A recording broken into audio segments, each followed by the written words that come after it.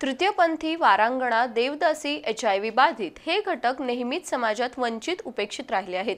या घटकांना समाजाच्या मुख्य प्रवाहात आणून त्यांना सन्मान प्राप्त होण्यासाठी जिल्हा प्रशासनाच्या वतीने विविध उपक्रम राबवले जातात। त्याचाच एक भाग म्हणून आज या घटकांना डिजिटल रेशन कार्ड वितरित करण्याचा कार्यक्रम जिल्हाधिकारी कार्यालयात पार पडला। तृतीयपंथी, वारांगणा, देवदासी, HIV बाधित हे घटक समाजात नेहमीच उपेक्षित राहिले आहेत। त्यांच्याकडे कोणतीही शासकीय कागदपत्र नसल्याने त्यांना शासकीय योजनांचा लाभही घेता येत नाही। ही बाब लक्षात घेऊन जिल्हाधिकारी अमोल येडगे यांनी या घटकांना समाजाच्या मुख्य प्रवाहात आणण्याचा विडा उचललाय।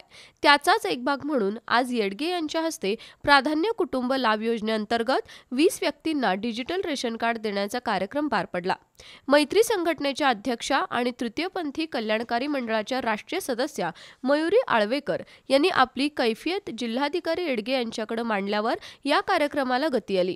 जिल्हा पुरवठा अधिकारी मोहिनी चव्हाण, शहर पुरवठा अधिकारी नितीन धापसे पाटील यांच्यासह पुरवठा विभागातील अधिकाऱ्यांनी या घटकांचं प्रथम आधार कार्ड बनवलं। त्यानंतर समाज कल्याण विभागाने दिलेलं ओळखपत्र या 2 कागदपत्रांच्या आधारे त्यांना हे डिजिटल रेशन कार्ड मिळाल्यानं या घटकांना दरमहा प्रत्येकी 5 किलो धान्य मोफत मिळण्याचा मार्ग आता मोकळा झालाय। यामध्ये 2 किलो तांदूळ आणि 3 किलो गव्हाचा समावेश आहे। यापूर्वी 25 व्यक्तींना हा लाभ मिळाला असून आज आणखी 25 जणांनी डिजिटल रेशन कार्ड मागणीचे अर्ज दाखल केले आहेत। यावेळी रेशन धान्य दुकानदार संघटनेचे अध्यक्ष डॉक्टर रवींद्र मोरे उपस्थित होते।